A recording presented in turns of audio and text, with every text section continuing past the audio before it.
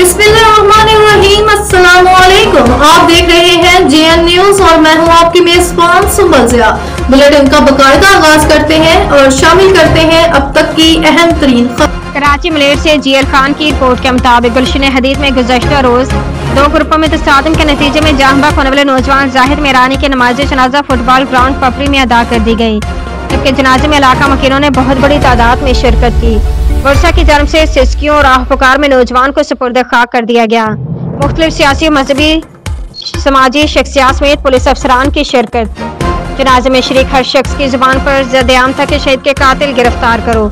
याद रहे गुज़श्ता रोज गुलशन हदीद में लगने वाली बचत बाजार में मामूली सी बात पर दो स्टॉल होल्डर्स के दरमियान झगड़ा हुआ था, कि जिसके नतीजे में झगड़े के दौरान चाकू के वार से एक सब्जी फरोश नौजवान जाहिद मेरानी जहाँ बहक हो गया था, कि जिसके बाद वर्षा ने लाश में नेशनल हाईवे पर रखकर शदीद एहतजाज किया था।